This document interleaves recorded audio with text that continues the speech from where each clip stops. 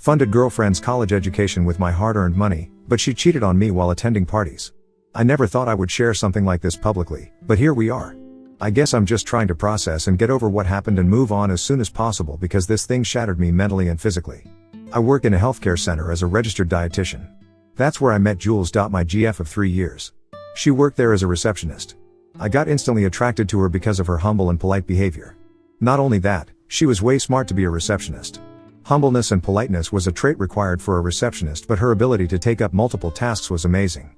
She soon started taking care of the accounts and other office work at the healthcare center. I asked her out for dinner during one of the hectic days, and that's how it started.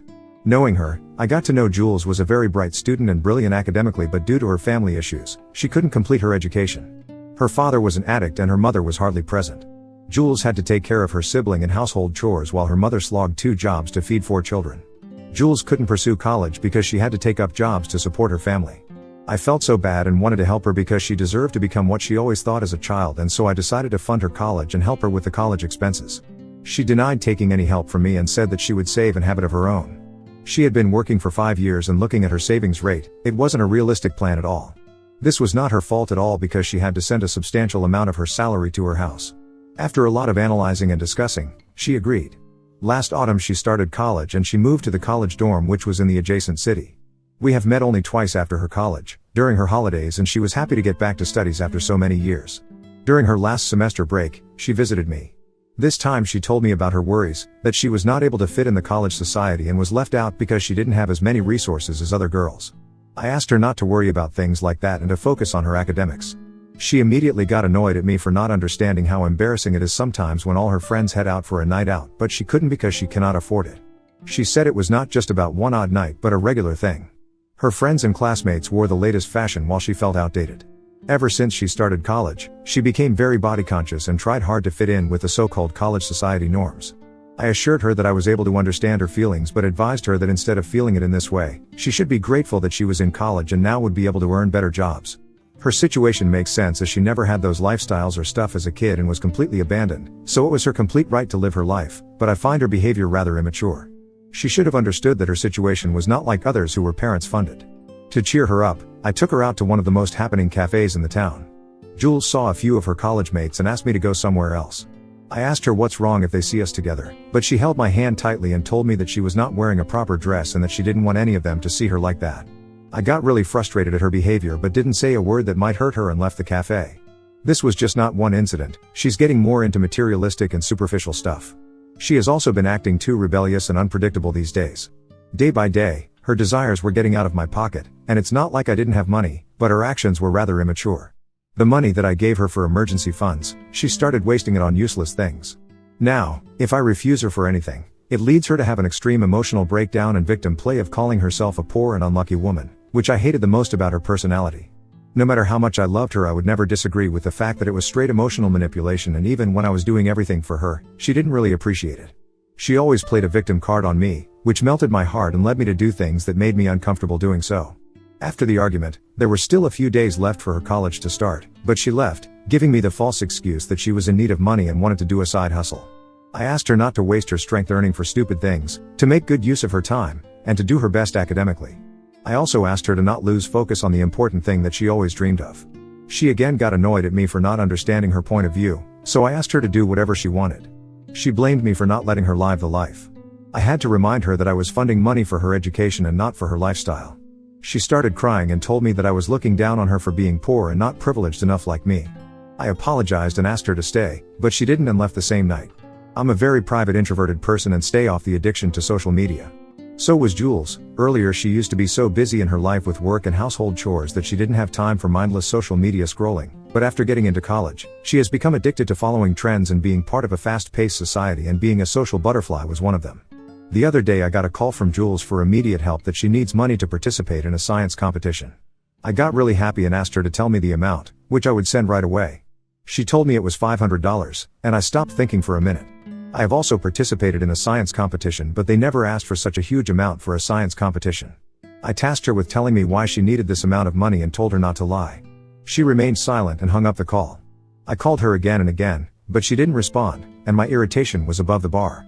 Her attitude was unbearable, and instead of being grateful and appreciative, she was making me feel like I was not doing enough for her. Even though she was the person who was continuously lying and hiding things, she made me feel like I was the culprit. Her attitude is making me anxious.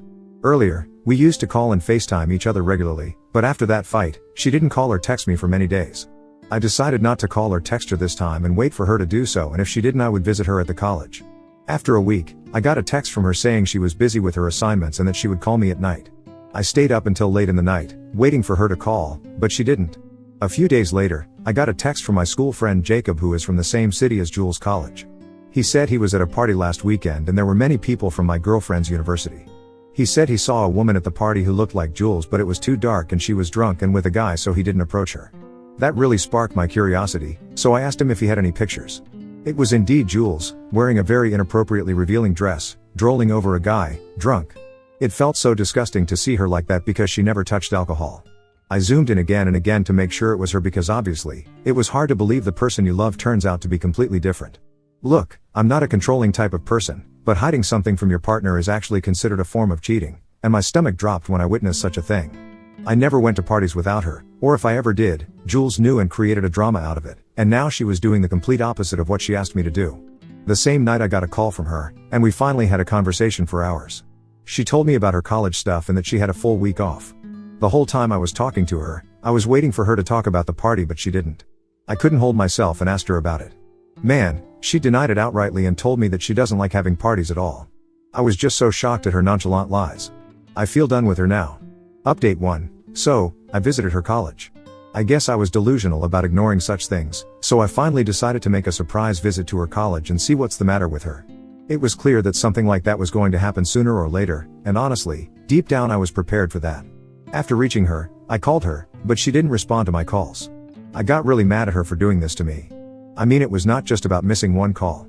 I called her multiple times for almost more than an hour and she kept ignoring me. What if there was some sort of emergency? Her behavior was alarming, and I could not predict or draw any conclusions. I checked into a hotel. She called me the same night, and I told her that I waited for her outside her dorm. Her response was cold toward me. Instead of being sorry about her carelessness, she just said she was busy. We had a huge argument on this and I hung up the call. After a while, God knows what she thought, she called me. I ignored it. After several calls, when I finally responded, she apologized and asked for my location. She was there in my hotel room within an hour. She looked exhausted and her eyes were red as if she hadn't slept for days. She told me that she was just going with her friends and exploring the cities, and her phone was silent. She apologized to me for being careless and I let it slide. Hearing her out, I felt she was not the same person anymore. She was never the extroverted, outgoing, party animal she has now become. Her desire to fit in with the college environment and peer pressure were the biggest red flags of hers. I asked her again if she had gone out to that party, the one which my friend mentioned, and she immediately denied it. I took out my phone and showed her the picture. She couldn't process what happened and remained silent, with teary eyes. I asked her who was the guy. She started to cry. She told me it was her friend's birthday and she couldn't refuse, and, out of peer pressure, she had a few drinks. I told her that she could have told me the truth the first time I questioned her, but I don't know why she hid this from me. She held me and said that she couldn't refuse her friend's request and didn't want to tell me because I would get angry. I laughed and asked her, what happens now? Hiding did more damage to our relationship, and what else could she be hiding? She kept defending herself, and we just sat there, not talking to each other. Finally, I told her that I didn't hate her and I just wanted her to be honest with me. I don't remember the last time we had sex, and it created more suspicions in me because whenever I tried to initiate, she would shut me off. Half of the time she was texting on her phone and told me it was her friends. I was so heartbroken that she was not even happy for a single moment to spend time with me. Her stuff was pretty expensive, and she was wearing an expensive watch. I asked her where she got them, and she told me that she won a few awards in that science competition and watch was one of them. I was very disappointed that she didn't even care to inform me about such things, as if she was losing interest in me. She only texted me whenever she needed money or had an emergency. Anyway, we finally made out, and she told me she was tired and slept on the other side of the bed. She never let me touch her phone. Earlier, she was not so guarded about her phone. It used to lie here and there and she wasn't bothered if I used it to Google or check the calendar or so, but now the way she was guarding her phone, it was suspicious. After she was asleep, I opened her phone and checked the gallery. There was nothing really suspicious, just she and her friends. I checked the phone and saw a whole lot of social media apps. We never had any of these apps earlier. After joining the college, she told me she was on FB, but now seeing all sorts of social media apps was alarming. Also, she never told me about her virtual presence. She seemed to be too active on nearly all these platforms. I opened her Instagram account, and there were her pictures of clubs and many more things that were not in her gallery, and that was unbelievable. She broke my trust very badly. Naturally, my curiosity got the best of me, and I looked through her DMs. There was nothing to see until something caught my eye. It was a restricted account named Michael. My hands were shivering while opening the text, and it had an eerie vibe. So, I finally clicked on the text, and there it was, the truth behind her behavior. The last text was that she was going to her parents' house, and his reply was that he would see her soon, baby. She told him that she was going to her parents when she was actually with me. He was the same guy who was sitting next to her in that picture my friend showed. It was devastating. I did everything for her, just for her to betray and cheat on me. I read the whole chat, and it was her senior. They shared nudes with each other and had sex. She also demanded expensive things from him in return, which I failed to do. I realized that all her excuses of being busy with assignments and extra classes were nothing but a lie of lies to sell her body for a few accessories. I tried my best to help her make her future and be a stable and independent woman, and I didn't realize that she actually went pretty low to sell herself off for a few materialistic things. She sold our relationship just to be a social butterfly in college. I was disappointed and surprised because she always had high moral values, but I guess it was all an act. There were text messages where she said that she missed him and sexted. I couldn't stand reading any more of it, so I pretty much freaked out, had no idea what to do, and sat there like a ghost for an hour. I took everything on my phone for proof and decided to ditch her immediately. I wasn't in for any negotiation. Confrontations meant again a bunch of lies, and I'm just done with her. It was hard for me to process, but I packed everything and left while she was asleep. I spent the rest of the night, sitting alone at the station, and took the first train back to my home. The next day she called me and texted me, but I refused to do anything and just laid back under the circumstances before I decided to cut all the connections off from her, which also meant no money for the college fee. Her fee was due for the next week, and the whole week I kept ignoring her and dealing with the harsh truth on my own. Trust me, it was the cruelest shit that ever happened to me. I got a text from her asking about her college fees. When I was finally done ghosting her, I texted her that I was breaking up with her and she could take care of her fees on her own. She tried contacting me through mutual friends. I already told everyone what happened and asked them not to entertain her. She deserves to be on the street after the shit she pulled and manipulated me both mentally and physically. The next day she showed up at my house. Gladly I wasn't home. My roommate called me that Jules was there. Yeah, I had a new roommate after Jules moved out for her college. I told him to say that I wasn't in town and don't know when I would return. I did the same as she did to me back then. She called me nonstop, and I didn't respond. I stayed at my friend's place that night. The next day, when I returned home, my roommate asked me to speak to Jules. She was crying profusely and was really guilty of her actions. He told me that peer pressure sometimes makes us do unethical and immature things. I just nodded. He knew our relationship from the surface, but I know how much she has changed, and it was just not about peer pressure. She wasn't 18. She is a grown-up woman and should know how to keep herself grounded in a situation like that, but she didn't. Update 2. I thought she would get her clues from my ghosting, but she didn't. She kept texting me asking for closure, asking for a reason for ghosting her, for breaking up with her. Not only once, but multiple times she showed up at my house. Sometimes, when I used to be at home, I didn't answer the door and left her standing outside, but she didn't deter. Ultimately, I had to give up and meet her. What could I do? She was bothering all our mutual friends and my roommate to the point that they requested me to get done with it. I called her, and the way she responded seemed like she had just placed her finger on the answer button waiting for my call. It made me laugh at the realization of how she used to ignore my calls. As soon as she heard my voice, she started crying and pleading with me not to do this. She started with those classic lines of "I couldn't live without you, I had dreamt about our future, you cannot ruin this," and all that. I told her to cut the crap out because I'm no longer falling for her fake emotions. I told her I was done being her ATM. She considered me as the source of her money and nothing else. She acted confused and asked me what was I saying. I told her that she could continue with Michael as he was providing her with better amenities than I was. After hearing his name, she went silent. She said there was a misunderstanding and pleaded to meet me once. She said, "Let's sit and sort this out." That sounded hilarious to me. I was like, "Babe, I'm done sorting out with you. I'm out of your way, you can do whatever you want with your life and your body." She tried her last bet of manipulating me using her victim card. She said that, if you cut me off, I would never be able to graduate from the college. I said, "Fine by me. Not my problem anymore." I hung up the call. She called me a couple of times after that, but she stopped bothering my friends and roommate after that. It's been more than a month since then, and I'm NC with her since I ghosted her, and I plan to remain so. I'm just moving on with my life and don't think about her anymore. Update 3. Thanks for all the support. I'm in a much better place mentally. I have moved on.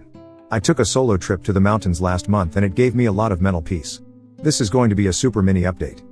Yesterday was my friend's engagement party. There I got to catch up with other friends, some of them mutual to Jules.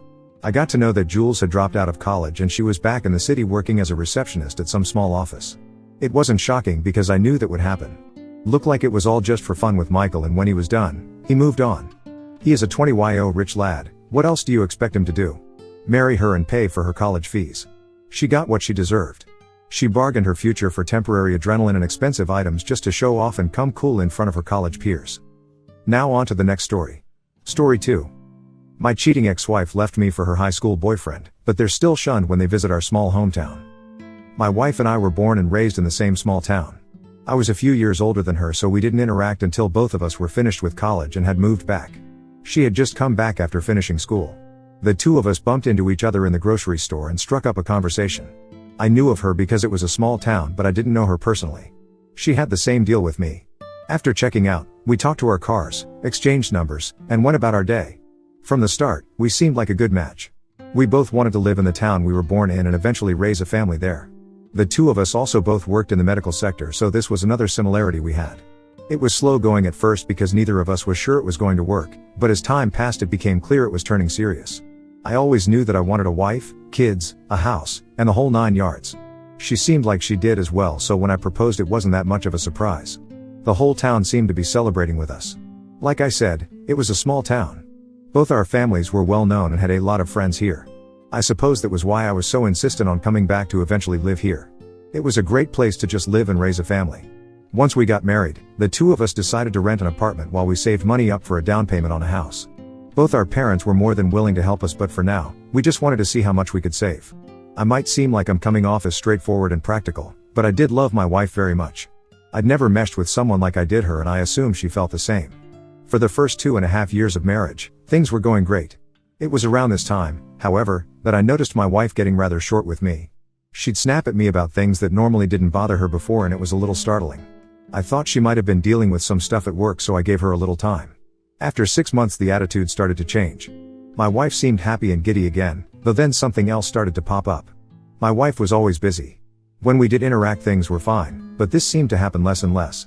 At the time I was just glad she was no longer snapping at me, but there was this little voice in my head telling me something was off. I just want to tell you that you need to listen to it because usually it isn't wrong. A part of me wanted to ask outright if she was cheating on me, but I didn't know how that was going to go without any evidence behind me. So, when my wife told me she was going to go out with friends, I showed up at that friend's house. They were surprised to see me and instantly looked guilty. It didn't take long to get them to tell me what was going on. So I went home and waited for my wife to come home to confront her about her cheating. The first thing she seemed most upset about when I confronted her was that her friend had broken her confidence. The guy she was cheating on me with was her high school boyfriend, who also lived in town and was married. At the time she was treating me terribly. She learned he was taken, which was crazy to me. My wife was married to me. I would think that would have played some factor in her decision making, but it didn't. When she started treating me nicer, or what I perceived as nicer, she and the app started up a relationship. I was in shock for a while, unsure of what to say or do. Eventually, I asked her why she did this. My wife gave me some crap about her high school boyfriend being her one true love. She didn't think they stood a chance of getting back together because he lived across the country. However, just before he got married he moved back to the town with his wife and thought that was her chance. I asked what about me and she just cried. The tears would have moved me at one point, but no longer. My only response to her was that she would get the divorce she wanted so she could be with her high school boyfriend and precious true love. We had a month-to-month lease on the apartment, so it wouldn't be that hard to get out of it. She told me I could keep the apartment if I wanted and she'd go live with her app. I wanted to mention that the app was married, but I didn't care anymore. My soon-to-be ex-wife was no longer my problem, frankly. To my surprise, she did end up living with the app.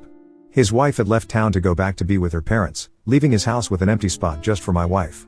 It was almost so romantic if you didn't realize that both of them had blown up their marriages to be together. Once those two were moved in together and the divorce process started, the rumors started to fly through town. Everyone was eventually coming up to me apologizing about what happened and telling me that they were sorry for how everything went down. I was embarrassed at first for the town to know what happened, but then I realized how my ex was being treated. She and her app were essentially being treated like the town pariahs. No one wanted anything to do with them. What they had done was unforgivable in their eyes. It got so bad that the app sold the house, took my ex with him, and left one night. I wasn't upset because I was glad that I would no longer have to see her around town. To think that the town itself had sent her running with her tail between her legs. Anytime my ex came back to visit family, which was a couple of times a year, mind you, the town shunned her. When she brought the app with her, it was even worse. I eventually moved on and met another woman. She was someone who had been in my class. Like me, she was also dealing with a divorce because of her husband having an affair. It's not to say the two of us bonded over this, but it was something we could relate to about each other. Now the two of us are married and expecting our first child. We have our own house in the same small town we were born and raised in, which is exactly what I always wanted. It turns out I just wanted it with the wrong woman at first. My ex-wife, as far as I know, is still with the app, but I have heard rumors of the two of them fighting in public anytime they visited town. It was fitting to know that the two of them hadn't been able to run off into the sunset like they initially wanted.